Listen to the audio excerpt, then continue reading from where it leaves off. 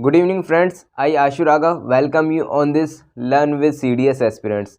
As I committed to you, I will teach you geography from class 6 to class 12 from the NCERT series. So this is my first video I am going to start. I am very glad to start this series for you all the defense aspirants. तो हम start करेंगे, word for word cover करेंगे जैसा मैंने आपको commitment किया था। और कोई भी टॉपिक अगर आप किसी भी कम्पिटिटिव की अगर आप बेस फाउंडेशन क्लियर करना चाहते हैं, यानी कि आपको कोई भी वर्ड से प्रॉब्लम ना हो, अगर आप +2 की जियोग्राफी पढ़ रहे हैं तो उसके लिए आपको फाउंडेशन क्लियर करना बहुत ज़रूरी है, जो कि हमारी जो मैं अब NCERT सीरीज़ स्टार्ट कर रहा हूँ उससे बहुत क्लियर हो जाएगा। और उसके बाद आप पढ़ने के बाद देखेंगे कि आपका बहुत जो काफ़ी इम्पोर्टेंट टॉपिक्स रिलेवेंट थे वो कम्पिटिटिव एग्ज़ाम से वो काफ़ी समझ में आ रहे हैं अब ईज़िली। तो हम पहले स्टार्ट करेंगे जियोग्राफी क्या होता है, जियो के हमारे पास टर्म्स क्या होते हैं, वर्ड ओरिजिन कैसे हुआ, उसको हम बिल्कुल NCERT की बुक से पढ़ेंगे। अगर आपको मैं एक सजेशन देना चाहता हूँ कि एक बुक आप अपना परचेज़ कर ले, जिससे कि आप अपने हैंड पर समझ लें, वीडियो को रेफ़र कर सकते हैं और इजीली समझ सकते हैं, जिससे कोई प्रॉब्लम नहीं होगी।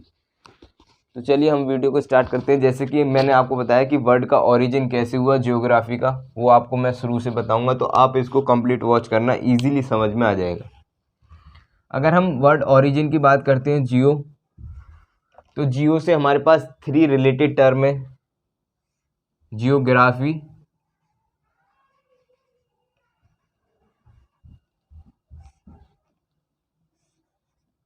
जियोइड और थर्ड है हमारे पास जियोमेट्री।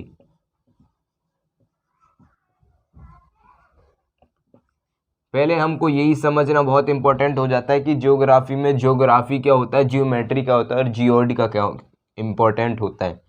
अगर हम जियोग्राफी की बात करते हैं, ये तो होता है हमारा, जियोग्राफी का मतलब होता है जी study of earth, study of the earth.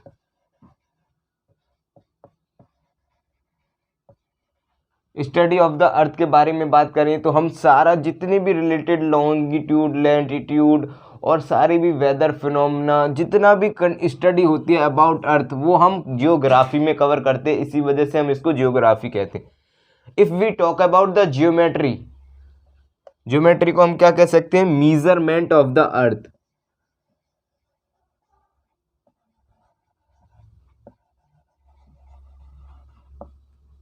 Measurement of the अर्थ।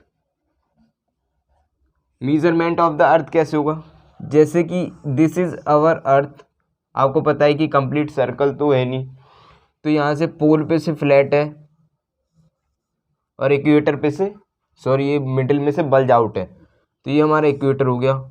तो ये जो इसकी लेंथ होगी इक्वेटर की, पोलर की, इसको हम कहेंगे मीजरमेंट ऑफ द अर्थ, यानी कि उसका नापना तोलना, उसको हम कहेंगे मीजरमेंट ऑफ द अर्थ। इसको ये किस पार्ट में आता है, हमारा जियोमेट्री। जियोग्राफी मैंने क्या बताया था, स्टडी ऑफ द अर्थ, अर्थ के बारे में हम स्टडी करेंगे कंप्लीट होल एंटायरली, जो आपको इजीली अंडरस्टैंडेबल होगी। If we talk about the geoid, geoid काफ़ी इंपॉर्टेंट है और ये वर्ड तो आपका काफ़ी एग्जाम NDA में आ चुका है। तो मैं आपको जैसे बताया कि NCERT से डायरेक्ट क्वेश्चन उठाए आएंगे आपके एग्जाम, चाहे CDS हो, CAPF हो, NDA हो और कोई भी कॉम्पिटिटिव एग्जाम हो जिसमें जियोग्राफी आती है। बिल्कुल NCERT से छपे छपाए क्वेश्चन आते हैं, आप ट्रस्ट करिए, सीरीज को फॉलो करिए, आप फिर देखेंगे। जियोइड का बात करते हैं तो जियोइड का मतलब होता है शेप ऑफ द अर्थ।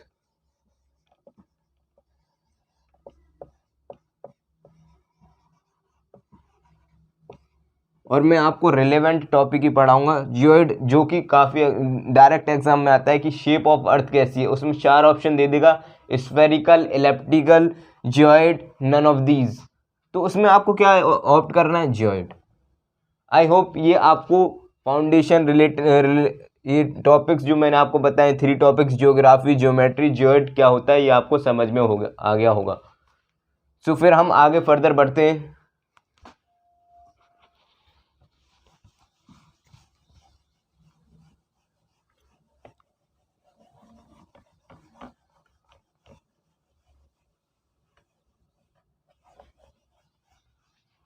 अब आगे हम शुरू से स्टार्ट करेंगे 1 बाय 1 लाइन, जिससे कि इजीली समझ में आ जाए हमारे।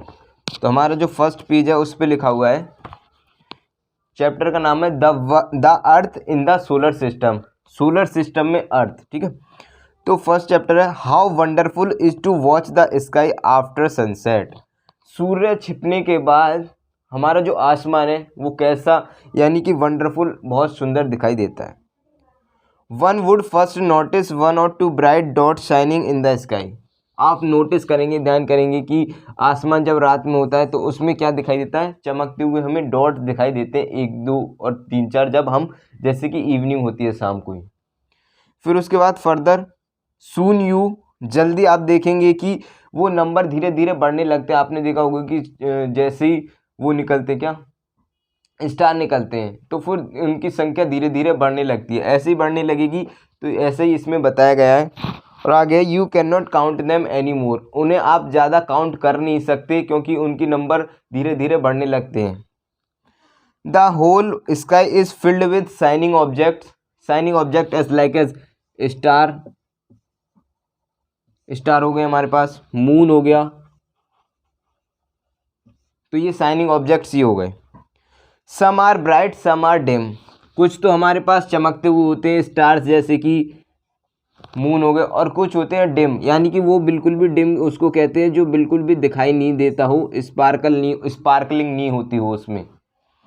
फिर उसके बाद है it seems as if the sky is studded, यह हमें ऐसा दिखाई देता है जैसे कि डायमंड से जड़ा हुआ क्या हो, हीरा, डायमंड से जड़ा हुआ हीरा हो, हीरा, स्टडीड विद डायमंड, यानी कि डायमंड से जड़ा हुआ हीरा। They all appear be twinkling, ये टिमटिमाते हुए दिखाई देते हैं star. But if you look at them carefully you will notice that some of them do not twinkle as others do. आपने देखा होगा कुछ तारे चमकते हैं और कुछ तारे नहीं कुछ तारे टिमटिमाते हैं, कुछ तारे नहीं टिमटिमाते, और कुछ तारे चमकते हुए कुछ तारे नहीं चमकते। तो उसका जो आप इसको इसमें बताया गया है।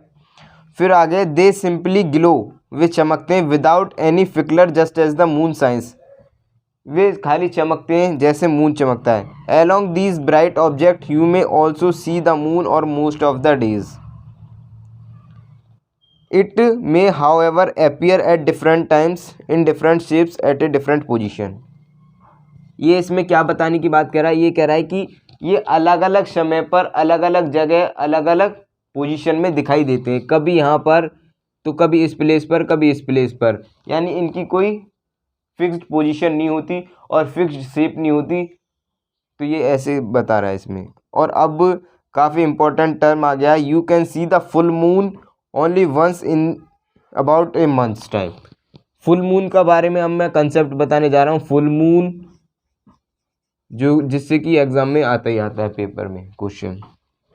फुल मून और नो मून और न्यू मून की बात करेंगे हम, नो मून और न्यू मून। जैसा कि इसमें लिखा हुआ है फुल मून कितनी बार आता है, मंथ में 1 बार आता है। और फुल मून को हम क्या कहते हैं, फुल मून को हम कहते हैं पूर्णिमा। क्या कहते हैं इसमें, पूर्णिमा बताया गया है। तो मैं आपको इसको बताऊंगा कि आपको कैसे ध्यान रखना है, क्योंकि हमें कभी कभी कन्फ्यूज़न हो जाती है कि फुल मून को पूर्णिमा कहते हैं या फिर नो या न्यू मून को पूर्णिमा कहते हैं। न्यू मून को और न्यू मून को क्या कहते हैं, अमावस्या।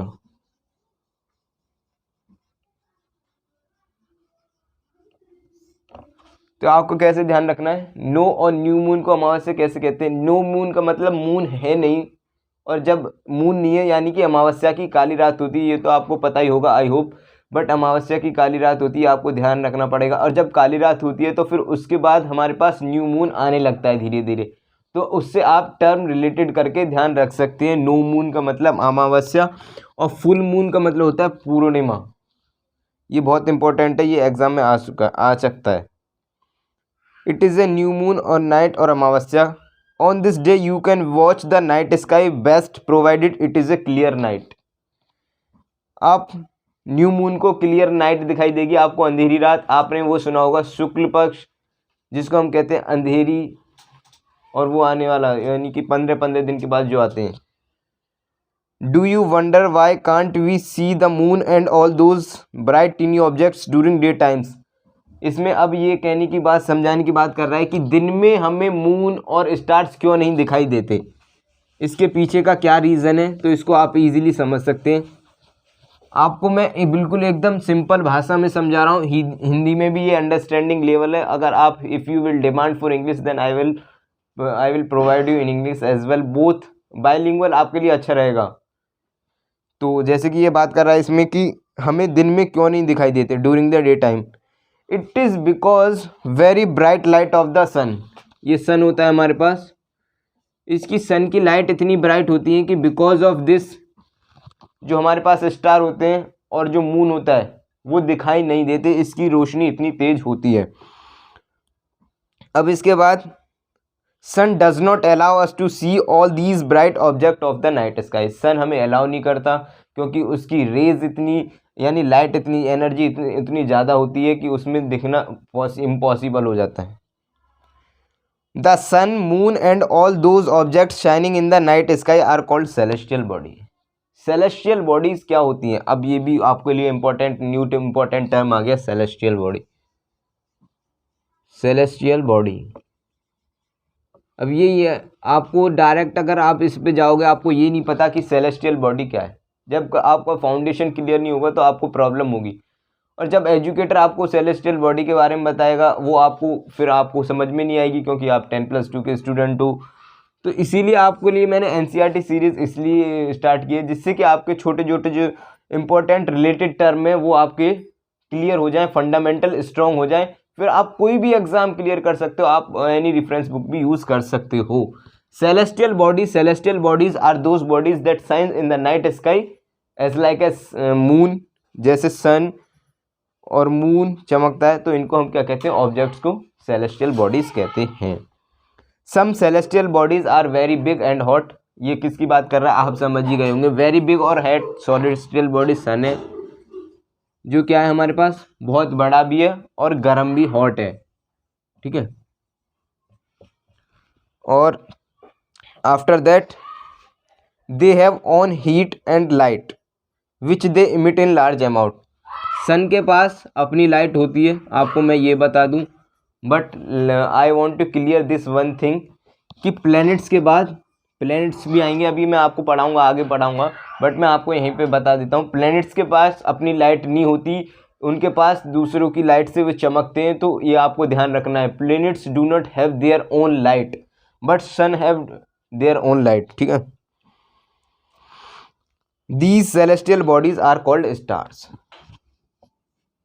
इनको क्या कहते हैं, स्टार कहते हैं। Moon is also star, sun is also star. Sun तो कितनी बार एग्जाम में आ चुका है कि सन क्या है, सन के 4 ऑप्शन दे देगा, प्लेनेट कहेगा, यूनिवर्स में कुछ कहेगा, सोलर सिस्टम कहेगा सन को, और एक ऑप्शन देगा स्टार। तो आपको ये भी नोट्स बना के लिख लेना है कि सन क्या है, sun is a star. I hope आपको समझ में आ रही होगी, काफ़ी आपके मैं इंपॉर्टेंट कंसेप्ट क्लियर कर रहा हूँ। काउंटलेस, जिनको हम काउंट नहीं कर सकते, twinkling star in the night sky are very similar to the sun. Sun के जैसे ही है वो, but we do not feel their heat और लाइट। आपको पता है कि सन के जैसे, क्या ये स्टार की कैसे बात कर रहा है कि जैसे कि आपने देखा होगा स्टार जो रात में चमकते हैं, हमारे पास सितारे, उनके पास क्या कर रहा है ये, हम उनकी हीट नहीं आती हमारे पास। क्यों? Because they are very far from us. वो हमसे कितनी बहुत दूर है, इस वजह से we do not feel heat. I hope ये भी आपको समझ में होगा, कंसेप्ट क्लियर हो गया होगा। अब इसके बाद हम फर्दर आगे बढ़ते हैं। आपके लिए मैं प्लेलिस्ट क्रिएट कर दूंगा, तो आप उसमें जाके सारी प्लेलिस्ट में ऐड कर दूंगा वीडियो। आप कोई भी वीडियो अगर आपकी छूट जाती है तो आप उसमें जाके प्रेफर कर सकते हैं। अब हम बात करते हैं, you must have noticed that all objects look smaller when seen from a distance. जब हम यहाँ से देखते हैं स्टार को तो हमें बहुत छोटा दिखाई देता है, because of a huge and large distance between हमारे बीच और उसके बीच, किसके बीच, सन के बीच और स्टार्स के बीच काफ़ी लार्ज डिस्टेंस हो जाती है, इस वजह से हमें छोटे दिखाई देते हैं। How small an aeroplane looks when it is flying a great height, यानी कि इसमें ये बात कह रहा है कि जब हवाई जहाज बहुत हाइट पे उड़ता है, हाई एल्टीट्यूड पे उड़ता है, तो हमें वो बहुत मतलब कि माइन्यूट का मतलब आप कह सकते हैं कि बहुत कम दिखाई देता है, विजिबल भी कम होता है और उसका साइज बहुत स्मॉल हो जाता है एज़ कम्पेयर टू, यानी कि अगर हाइट उस पर नीचे उड़ेगा तो ज़्यादा बड़ा दिखाई देगा। While watching the night sky, you may notice various patterns formed by group of stars. आपको जब रात में आप देखेंगे, और आपको ये एक्चुअली फील भी करना चाहिए, देखना चाहिए, क्योंकि आपको प्रैक्टिकल नॉलेज होनी चाहिए रेदर देन बुकिश नॉलेज, क्योंकि प्रैक्टिकल नॉलेज आपको ध्यान भी रहेगी। तो दीज आर कॉन्स्टिलेशन। कॉन्स्टिलेशन को क्या कहते हैं हम? कॉन्स्टिलेशन के लिए अब ये कॉन्स्टिलेशन आ गया हमारे पास। जब कॉन्स्टिलेशन क्लियर नहीं होगा तो हमारे कैसे क्लियर हो जाएंगे फंडामेंटल, इसी वजह से मैंने आपको बता दिया कि मैंने ये सीरीज़ आपके लिए स्टार्ट की है। कॉन्स्टिलेशन को कहते हैं हम ग्रुप ऑफ स्टार्स। क्या कहते हैं हम? Group of stars is called constellation. Group होता है जो स्टार्स का, उसको हम कॉन्स्टिलेशन कहते हैं। और these are called constellation. Ursa Major और big dear is one such constellation. अब यहाँ पे इसने एक नाम दे दिया है कॉन्स्टिलेशन का, जिसको हम उर्सा मेजर कह सकते हैं। उर्सा मेजर और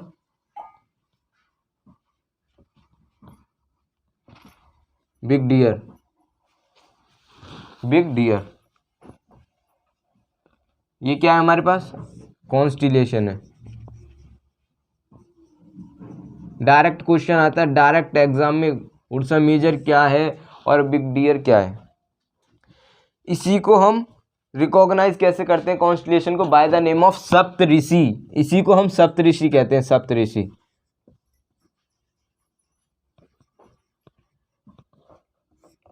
उर्सा मेजर, बिग डियर और सप्तऋषि। इसके बाद it is a group of 7 stars that forms a part of Ursa Major constellation.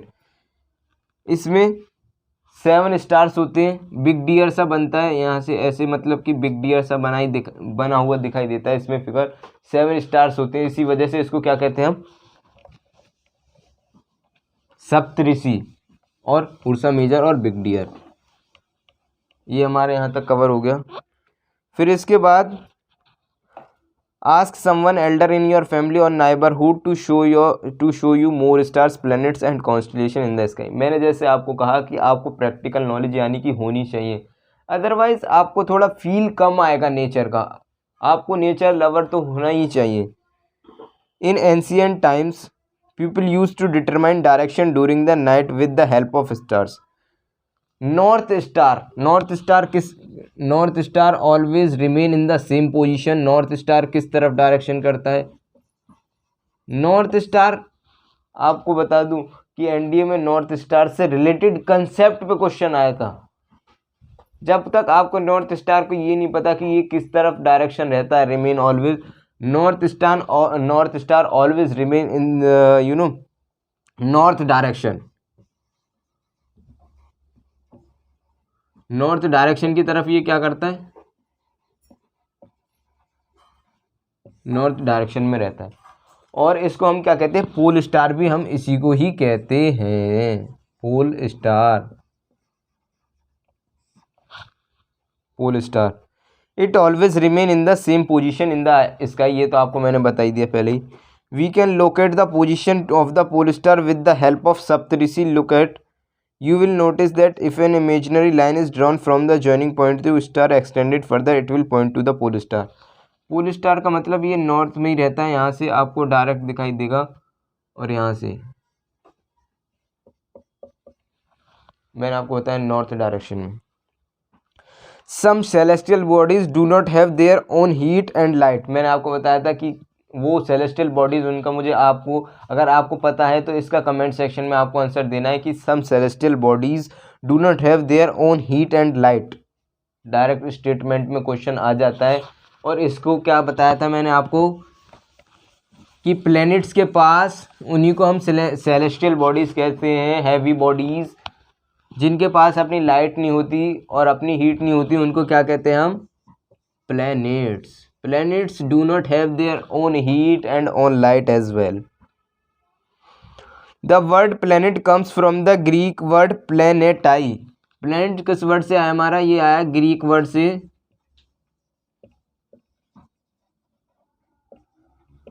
प्लेनेटाई.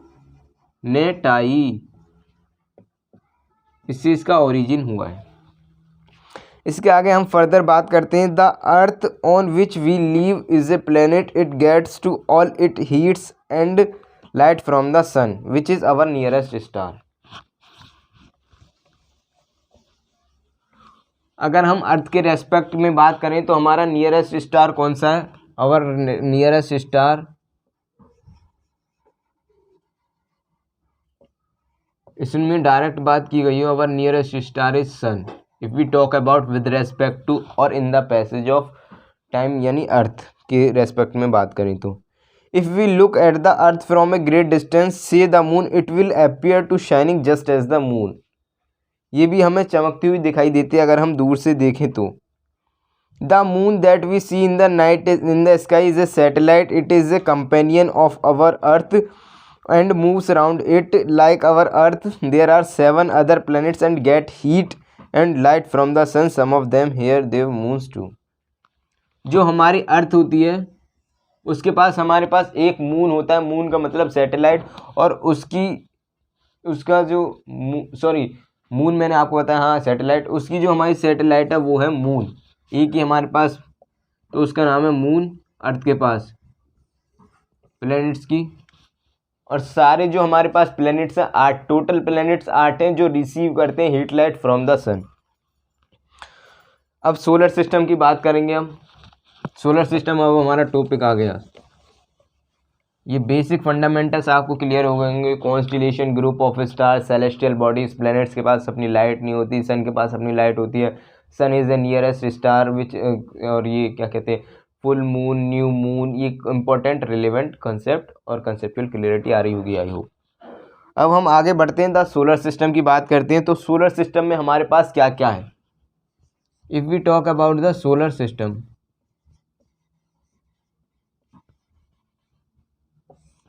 तो सोलर सिस्टम के बारे में अगर हम बात करते हैं तो हमारे पास पहले तो, do you know sol in the sun god. Solar means related to the sun.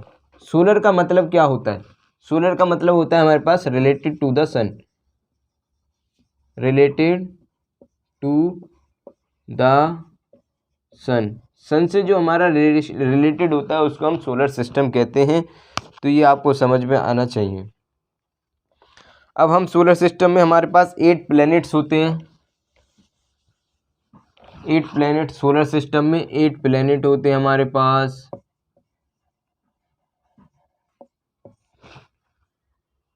Satellites होती है, मैंने बताया था उनकी सैटेलाइट्स. सैटेलाइट्स के बाद some other celestial bodies known as the asteroids और मीटेरॉइड्स. एस्टेरॉइड्स होते हैं और मीटेरॉइड्स भी होते हैं. एस्टेरॉइड्स तो आप बिल्कुल भी टेंशन न लें, मैं आपको 1 बाय 1 बताऊंगा. एस्टेरॉइड्स क्या होता है, मीटेरॉइड्स क्या होता है, इनमें क्या डिफरेंस होता है. मीटेरॉइड्स ये हमारे पास सोलर सिस्टम में पाए जाते हैं. अगर हम इसके बाद बात करें इंटरेस्टिंग फैक्ट, तो Jupiter, Saturn, Uranus have rings. अभी हम प्लैनेट्स की बात करेंगे तो प्लैनेट्स की इसमें याद करने के लिए ट्रिक क्या दे रखी है. इसमें एनसीईआरटी में खुद दे रखी है प्लैनेट्स के लिए हमारे पास. An easy way to memorise the name of planets and order. My M से माई वेरी, जो आप क्रोनोलॉजिकली कभी कभी हो जाता है कि आपको क्रोनोलॉजिकली ध्यान नहीं आता. My very efficient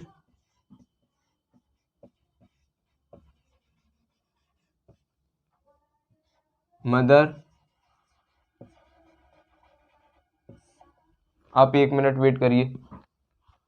yes please. तो my very efficient mother just served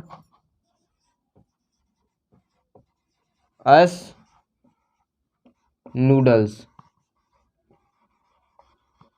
ये इसमें इजीली ट्रिक दे रखी है। माई से मरकरी हो जाएगा Venus, Earth, Mars, Jupiter, Saturn, Uranus, Neptune. Mercury, Venus, अर्थ,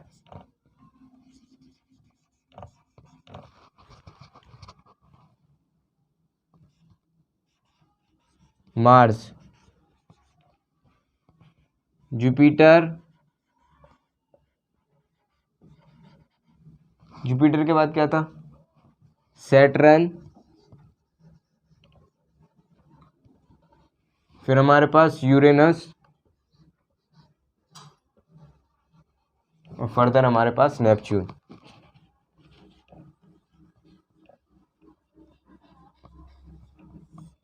तो इनको हम क्या कहते हैं, इनको हम कहते हैं इनर प्लैनेट। क्या बताया मैंने, इनर प्लैनेट।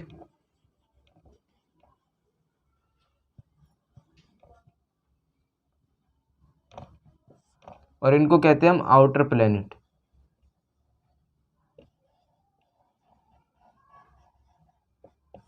जोवियन प्लैनेट किसको कहेंगे, जुपिटर वालों को कहते हैं जोवियन प्लैनेट।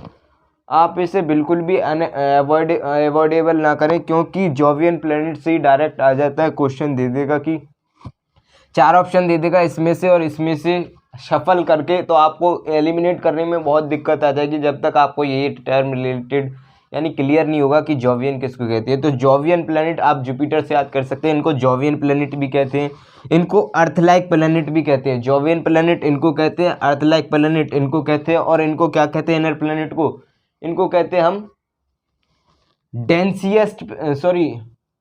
डेंसिटी प्लैनेट, यानी कि रॉकी प्लैनेट हम इनको कहते हैं, रॉकी। टेरेस्ट्रियल प्लैनेट इनको कहते हैं हम टेरेस्ट्रियल। ये आपको मैं एनसीईआरटी से थोड़ा सा नॉलेज बियॉन्ड करा रहा हूँ, पर ये आपको काफ़ी इंपॉर्टेंट है। जो आपको क्लियर हो जाएगी तो आपको आगे आपकी हेल्प होगी। इसको हम कहते हैं गैसियस प्लैनेट, गैसियस प्लैनेट। तो आई होप आपको ये क्लियर हो गया होगा। अब हम आगे मूव कर सकते हैं। जब हमने इसमें बात की थी तो अब हमारे प्लैनेट्स में, तो आगे क्या लिखा हुआ है इसमें, तो आगे है all the 8 planets of the solar system move around the sun in fixed path. यानी कि ऐसे ही किसी रैंडमली पाथ नहीं, मतलब कि रैंडमली नहीं मूव करते। आपको जो हमारे पास सन है, ये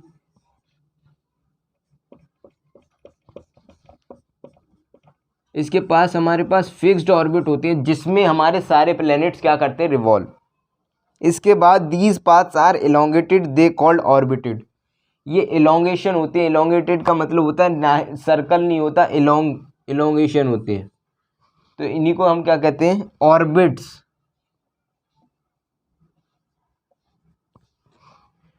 mercury is the our nearest sun, nearest to the sun. Mercury जो हमारे, ये हमने सन बना लिया,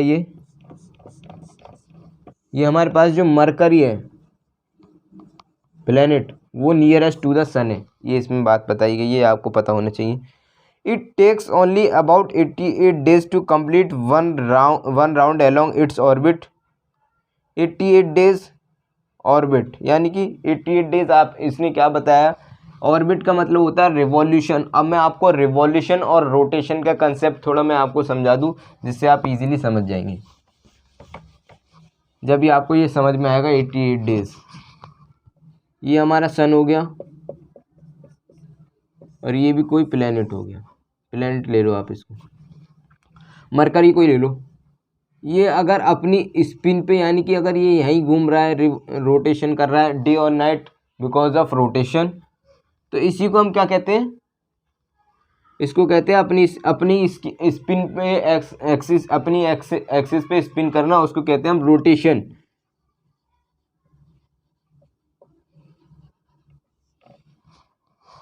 और जो सन के जो अराउंड रिवॉल्व करता है उसको कहते हैं हम रिवॉल्यूशन।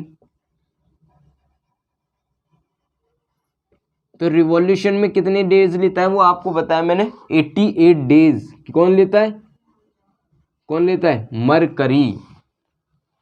इसके बाद Venus is considered to be in earth twins because its size and shape are very much similar to earth. Earth twin किसको कहते हैं, ये डायरेक्ट आएगा क्वेश्चन। अर्थ ट्विन जैसा प्लेनेट कौन सा है उसको कहते हैं हम वीनस।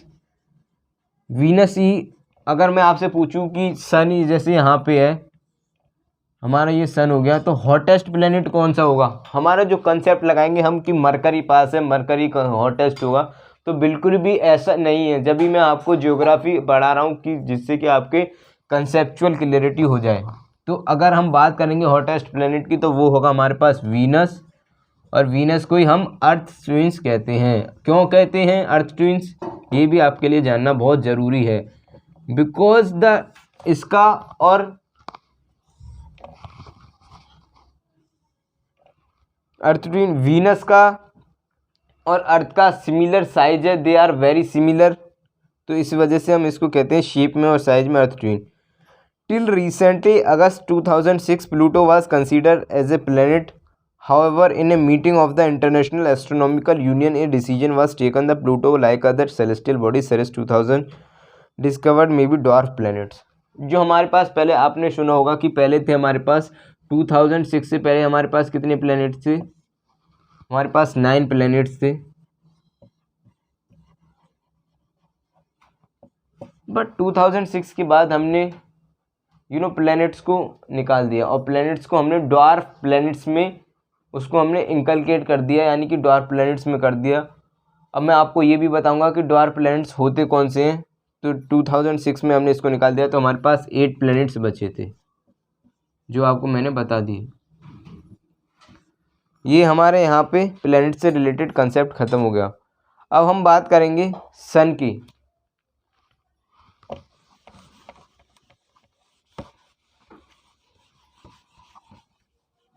सन क्या है, who is the centre of the solar system. Solar system की बात करें तो सेंटर क्या है उसका, यूनिवर्स नहीं है। यूनिवर्स का भी मैं आपको कंसेप्ट बताऊंगा। तो sun centre of solar system, centre of solar system. Sun is a source of energy, source of energy.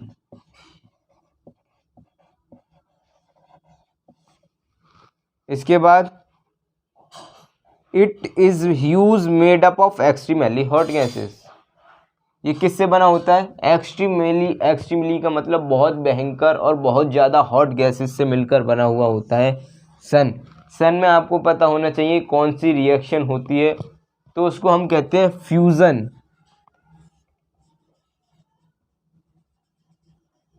Hydrogen और हीलियम से होती है ये। हाइड्रोजन कन्वर्ट इनटू हीलियम, इसी को हम फ्यूजन कहते हैं। इसी की वजह से एक्सट्रीमली गैस इसमें ओरिजिनेट हो जाती हैं। It provides the pulling force that binds the solar system. जो हमारी हॉट गैसेस होती हैं वो क्या प्रोवाइड करती हैं, ये करते हैं हमारी पुलिंग फोर्स द बाइंड, यानी कि सोलर सिस्टम सन से हमारे पास ग्रेविटेशनल फोर्स जो इनके बीच लगता है सन के और सोलर सिस्टम के, वो because of extremely hot gases. इसके बाद the sun is the ultimate source of energy as I told you earlier, जैसा मैंने आपको पहले बता ही दिया। और जी हमारे पास है and light for the solar system. Light का भी सोर्स कौन है हमारे पास, source of light. Source of light कौन सा है, सोलर सिस्टम। इसके बाद हम बात करते हैं but that tremendous heat is not felled so much by us because despite being our nearest star it is far from away from us the sun is about. अगर हम डिस्टेंस की बात करें सन की अर्थ से तो कितना है, ये अर्थ हमारा प्लेनेट हो गया, तो 150 million kilometre. Far away from, हमसे कितना दूर है, 150 मिलियन किलोमीटर। ये इतना मैंने आपको अब कंप्लीट करा दिया। कल मैं अब आपके लिए ये पार्ट 1 में मैंने इतना कंप्लीट करा दिया। आई होप आपको ये काफ़ी इंपॉर्टेंट समझ में आया होगा। अब मैं कल से किससे स्टार्ट करूँगा, कल से मैं स्टार्ट करूँगा अर्थ से, जिसमें मैं पार्ट 2 में सारा चैप्टर कवर कर दूँगा। First the earth in the solar system. I hope ये मेरी फर्स्ट वीडियो थी और आपको कंसेप्ट काफ़ी क्लियर हुआ होगा। अगर आपकी नॉलेज में और आपके थोड़ा से भी कंसेप्ट क्लियर हों तो इस वीडियो को अपने फ्रेंड्स के साथ शेयर करें, चैनल को सब्सक्राइब करें, बेल आइकन को प्रेस करना ना भूलें। मैं प्लेलिस्ट बना दूंगा और आप जो भी आपका डाउट हो तो कमेंट सेक्शन में शेयर कर सकते हैं और जय हिंद लिखना ना भूलें। Thanks to all. जय हिंद, जय Bharat. Thanks for watching this video.